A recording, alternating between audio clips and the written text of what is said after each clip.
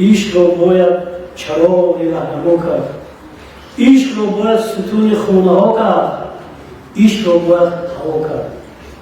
عشق این خضر همه دور و زمان، این یگانه خیرخواه و نیکبین و خوشنفس میتواند وارهاند ماهیان را از دم مردار، مرغکان را از قفس.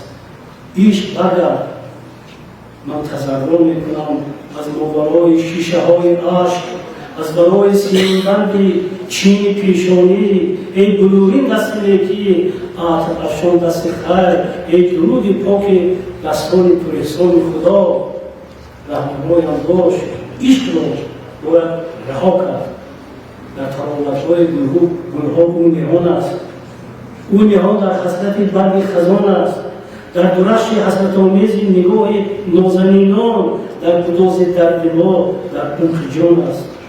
چون بسا باید مرا بر دست کوران داد، چون ارادت بایدش بر ما صبوران داد، چون امیدی واپسین بر ناامیدان. با همین دارو که عطری ایزدی دارد، دردهای بی‌دوا را میتوان دوا کرد.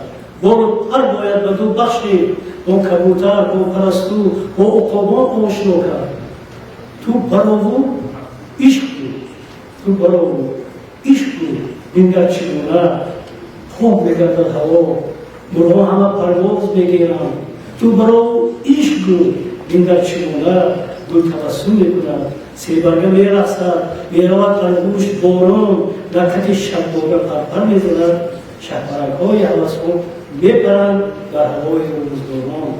عشق را باید صفا کرد، عشق را باید ستون خانه‌ها کرد، عشق را باید دینی رهنما کرد، عشق را باید خدا کرد.